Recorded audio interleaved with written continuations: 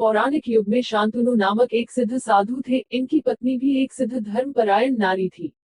कहानी उस समय की है जब शांतनु और उनकी पत्नी बहुत वृद्ध हो चुके थे और उनकी श्रवण कुमार अपने माता पिता के चरणों को पकड़कर अत्यंत प्रसन्नता के साथ कहता है, हाँ पिताश्री, यह तो मेरे लिए परम सौभाग्य की बात होगी कि मैं आप दोनों की इच्छा पूरी करूं।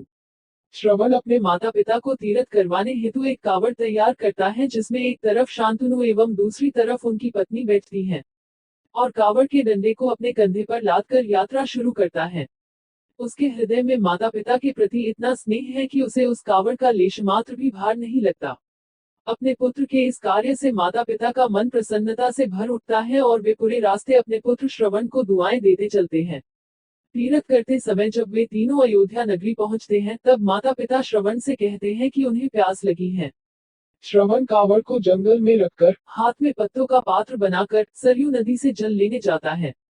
उसी समय उस वन में अयोध्या के राजा दशरथ आखेट पर निकले थे और उस घने वन में वह हिरण को शिकार बनाने के लिए उसके पीछा कर रहे थे। तभी उन्हें घने जंगल में झाड़ियों के पार सरयू नदी से पानी के हलचल की आवाज आती है। उस हलचल को हिरण के पानी पीने की आवाज समझकर महाराज दशरथ शिकार के उद्देश्य से तीर चला देते हैं और उस तीर से श्रवण कुमार के हृदय को आघात पहुंचता है, जिससे उसके मुंह से पीड़ा भरी आवाज निकलती है, जिसे सुन दशरथ स्तब्ध रह जाते हैं और उन्हें अनहोनी का एहसास होता है और वे भागकर सरयू नदी के तट पर पहुंचते हैं, जहां वे अपने तीर को श्रवण के हृदय में लगा देख भयभीत हो जाते हैं और उन्हें अपनी भूल का एहसास होता है।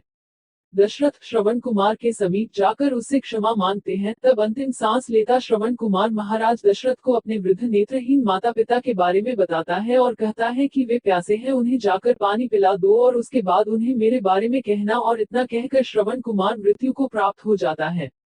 भारी हृदय के साथ महाराज दशरथ श्रवण के माता पिता के पास पहुंचते हैं और उन्हें पानी पिलाते हैं। माता पिता आश्चर्य से पूछते हैं, उनका पुत्र कहाँ है? वे भले ही नेत्रहीन हो, पर वे दोनों अपने पुत्र को आहत से ही समझ लेते थे। माता पिता के प्रश्नों को सुन महाराज दशरथ उनके चरणों में गिर जाते हैं और बीती घटना को विस्तार से कहते हैं। पुत्र की मृत्यु की खबर सुनकर माता पिता रोने लगते हैं और दशरथ से उन्हें अपने पुत्र के पास ले जाने को कहते हैं। महाराज दशरथ कावड़ उठाकर दोनों माता पिता को श्रवण के शरीर के पास ले जाते हैं। माता पिता बहुत जोर जोर से विलाप करने लगते हैं। उनके विलाप को देख महाराज दशरथ को अत्यंत ग्लानि का आभास होता है और वे अपनी करनी की क्षमा याचना करते हैं। लेकिन दुखी पिता शांतनु महाराज दशरथ को श्राप देते हैं कि जिस तरह मैं शांतनु पुत्र वियोग में मरूंगा, उसी प्रकार तुम भी पुत्र वियोग में मरोगे। इतना कहकर दोनों माता पिता अपने शरीर को त्याग मृत्यु को प्राप्त हो जाते हैं।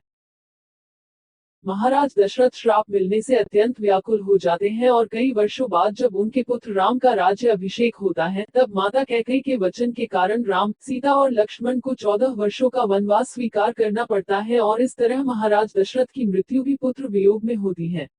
अपने अंतिम दिनों में उन्हें शांतनु के कहे शब्द याद आते हैं और वे राम के वियोग में अपना शरीर त्याग देते हैं। हमें यह कहानी यही शिक्षा देती है कि बिना लक्ष्य को देखे उसे भेदना कई बार आपको गलती का पात्र बना देता है और आप ना चाहते हुए भी दूसरों के दुख का कारण बन जाते हैं। यह थी श्रवण कुमार की कहानी। अपनी माता पिता भक्ति के कारण ही श्रवण कुमार पुराणों में जीवित हैं।